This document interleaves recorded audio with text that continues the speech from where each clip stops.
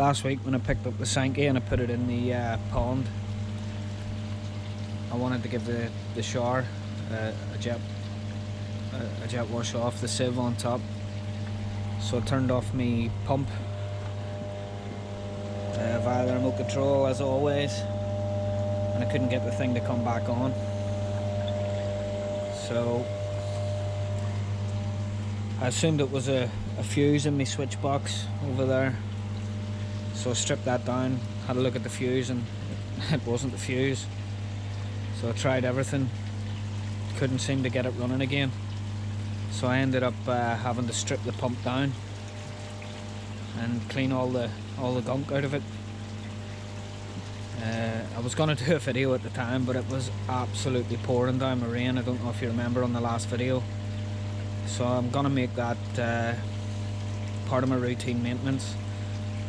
So I'm going to go ahead and do the other pump. It should increase efficiency. Once it stripped it down and put it all back together, it fired up fine again. So for anyone that has an issue, you know, probably pays to give the pump a good service clean now and again. So I'm going to do the other one on the Easy Pod now, and I'll show you how to do that. Luckily enough, the pod is fed back to the pond through a mid-level return, but I do have a stop on it. I don't know how I'm going to reach it, or more importantly next season how I'm going to change the bulb in that. That's going to be fun. But I'll get in there and shut off the return and get the pump stripped down, so bear with me. You can see I had the ability there to shut off the water and remove the pump. I mean, the good thing about these pumps is you can clock them a bit like a turbo in a car, so your feed can go at any sort of angle. But if you have a look at that, you can see it's obviously hindering the performance of the pump. I mean, this was bought brand new. That's only been on there, I don't know, a few months. So definitely worth doing. It's just a case of 4 screws, unbolting it, remove the centre, strip it all down, clean it. Can't really, and they're all pretty much the same, so you can't really put them back together the wrong way. But if anyone out there running these inline pumps, you can see it's definitely worth doing. So I'll go on and give these bits a clean off and get it back together and get her up and running again. I don't know if you can see in there, but yeah, definitely a bit of a mess.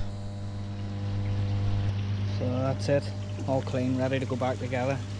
What I will say, if anyone's running a submersible pump on a fry tank, or even a pump like that, I would suggest cleaning it a lot more often, because the waste that fry produces just like glue.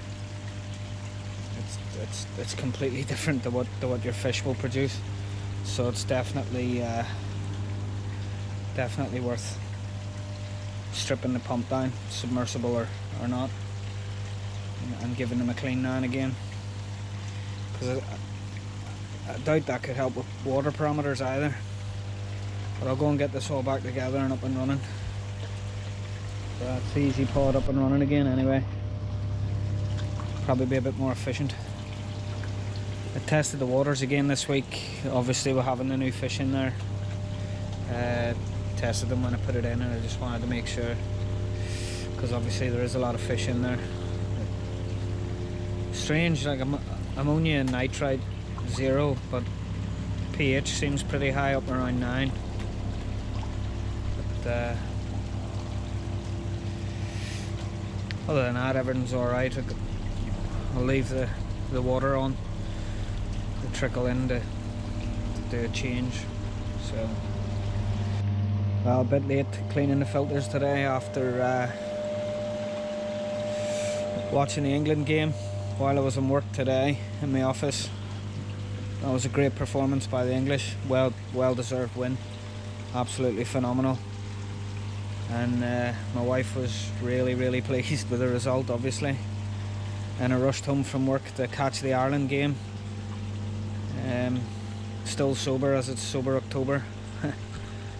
Can't have a drink till the 1st of November, so I watched the Ireland game get absolutely destroyed by New Zealand. To be honest, I'm not a bit surprised. I think the way we've played in the World Cup, you know, we don't deserve to go through. I don't think we've performed particularly well, so I can accept that, take it on the chin.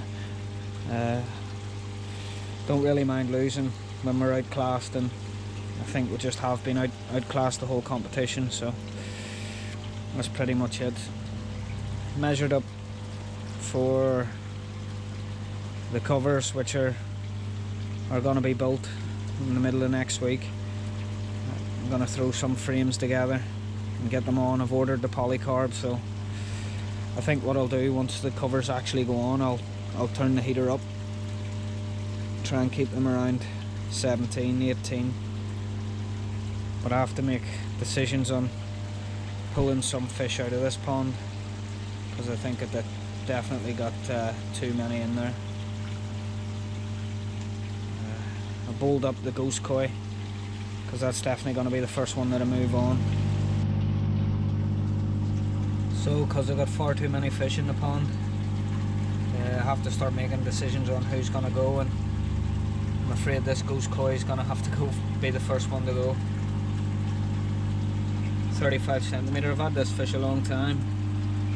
It was one of the first,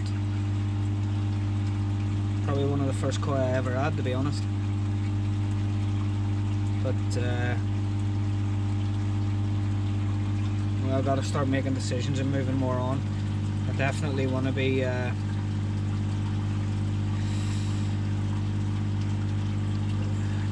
changing the stock, really. Buying, I want to get a few more Sanke or Showa next year. So, tough decisions, but it has to be done. It's either that or buy a new house sooner and build a bigger pond, and that's not going to happen next year. So this is the one that'll be first to go to make some room.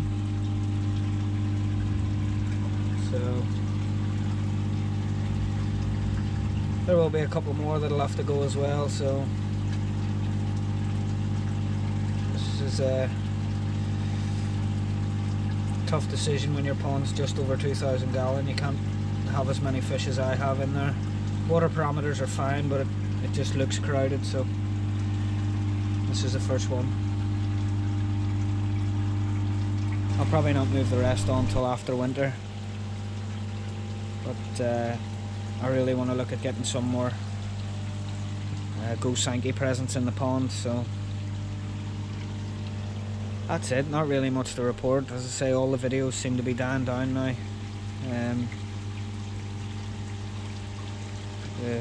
The hobby backs off a bit over the winter months, so completely cleared out the fry tank today. I'll put a bit of footage up of them. I do like to drain it down completely and change the majority of the water. I know a lot of people don't go in for massive water changes, but it's just something that I've always done with the grow on setup. Drained it based on advice that I've got from my dealer, and he's never really steered me wrong in the past. So I bowled the fry up and took a bit of footage, so that, because there was people asking about them, so we'll go from there. Alright people, so someone was asking me for a little update on the fry. I always drain the fry tank right down, sort of once a month, and replace the water in it. So I'll bowl them up while I do that. Just have a look. I mean, some of them are coming on really well.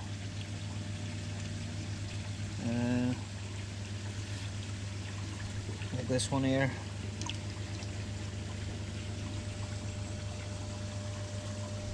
Might turn into a nice fish. I'm quite pleased with the ones I selected anyway. Obviously the size that they're putting on as well.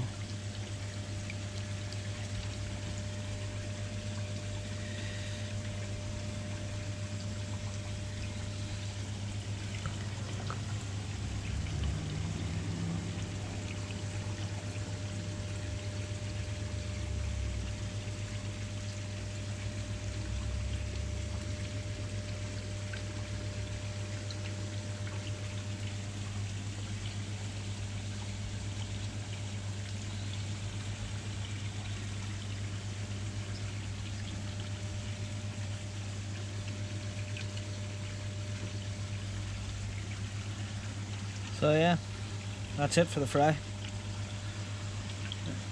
Some have got some right weird markings, but some of them look like they could make decent fish. But we'll see. Fish still seem friendly enough. They're up and about, swimming at 16 degrees. They're happy. Water looks like there's a few fines floating in it, but I've just fed a handful of river shrimp, and it always makes the water look a bit poor, as they just can't seem to eat the smaller bits. So anyway guys, thanks again for watching. Not really much to report, but I'll catch you next week when hopefully the pond covers will be on. Cheers.